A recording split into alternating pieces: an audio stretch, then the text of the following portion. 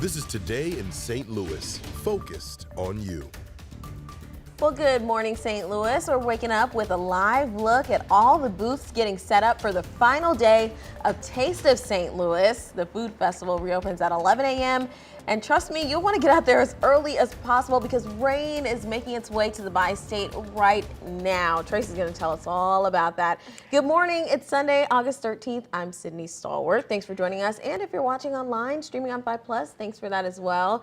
Tracy, you're here with our forecast, and it looks a little dicey later on today, huh? Yes, it does. And it's really going to be very dependent on different things to see how everything pans out today. But we do have some good news here this morning is that the rain that is on the way, that'll probably stabilize us as we head into tonight. All right. It's just, yes, that's what we want to hear, stabilized. It will still come through as storms, though, as this makes its way in. But it will mean that there's the potential, less chances for us to have severe weather. So here's about 2 o'clock today. You can see just some light showers in there, a good amount of cloud cover. We don't want to see the breaks in the sun today. We don't really want to see the sun once this rain comes in because once this first round is through, any sunshine after that could ramp up our severe threat later on tonight. Here's about 4 o'clock for us, a couple of spotty showers and storms. And then you can see here by 5 o'clock, some more storm activity into 6 o'clock. And it is somewhat scattered here. And then more of an emphasis down to the south of us. You can see by a little bit past midnight, it's going to get a little interesting for Rolla and Farmington with a considerable amount of rainfall. For now, though, we're kind of looking at milky skies with a mix of sun and clouds. It is 77 degrees. It feels like 79. Thank you, Tracy. Right now, we're working to learn more about a drowning at Rockford Beach Park in Jefferson County. Now, so far, we know rescue crews responded to that area around 3:30 yesterday afternoon. The victim was seen floating in the water before he disappeared. An hour later, crews found the man dead in the Big River and have not yet identified him. Now, earlier this summer, Jefferson County officials closed the beach several weekends in a row because of overcrowding. They said the number of cars and people could block first responders from reaching the area in the case of an emergency.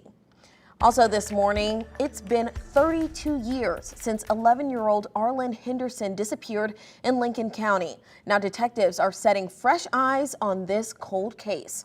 Our Justina Coronel spoke with Arlen's mother, who says she won't give up.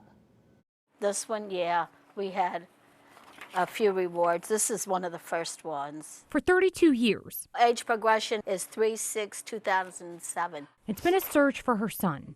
Debbie Henderson Griffith holds on to a missing persons flyer as she holds on to hope. I mean, the family kept on. We never gave up. In the summer of 1991, her then 11-year-old boy, Arlen Henderson, rode his bike near his home in Moscow Mills. He never returned home. After that, Arlen's bike was found about 11 weeks later, 5 miles away from his home.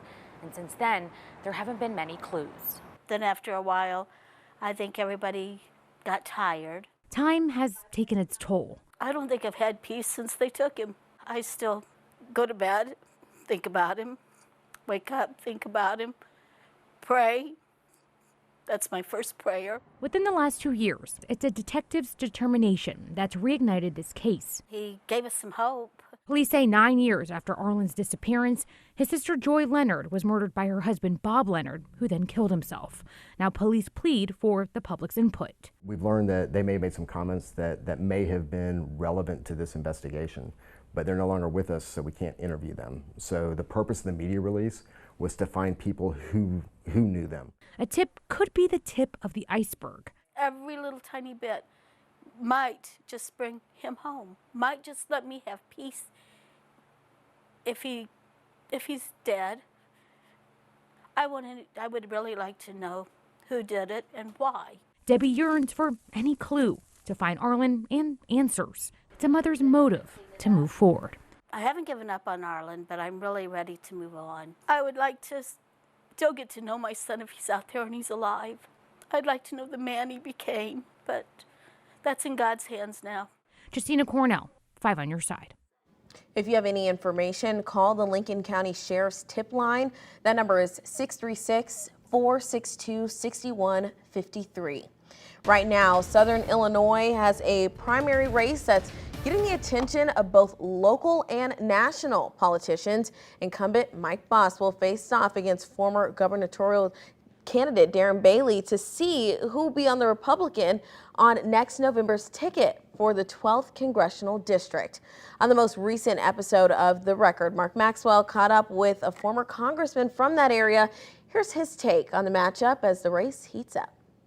They both had the very same views, which are mostly Trumpian views. They can't define how they differ from each other. I think Boss is a little bit more moderate in some of his views, but when it comes to voting, Congressman Boss disappointed me greatly when he voted to overturn the results of the last election, despite having evidence that 60 cases had been filed and all of them lost by the former president. He had tried to prevail upon Republican governors to change the election results, and they resisted. He tried to prevail upon Republican Secretary of States in those swing states. They resisted. He sent false electors to Congress. Everyone knew that was wrong. There was a vote cast to overturn the results of the election with no proof whatsoever of widespread fraud that would have made any difference. That disappointed me greatly. But I'm sure had Darren Bailey been there, he would have made the same vote. People are going to watch very closely these indictments and these trials. If these candidates continue to back what I think these court findings are going to come up with, I think that could turn a lot of people against them. One person is decided on that primary race, however. House Speaker Kevin McCarthy will be in the Metro East this week. He'll be at a private fundraiser endorsing Mike Bost. Now, to watch the full interview, just text the word record to 314-425-5355. And don't forget to tune in to The Record with Mark Maxwell every Thursday. That's on 5+. It's the deadliest American wildfire in over a century. How much money FEMA estimates it will cost to rebuild West Maui. And today we're making it up into the low 80s before a push of cloud cover comes in, and that'll actually help us. I'll explain why in a few minutes. Sing it with me, Tracy. We are family. All my brothers, sisters, and me. Yeah, we are family. What you'll find at this reunion-style party in North City today. Hint, bring your roller skates when you come. We'll be right back.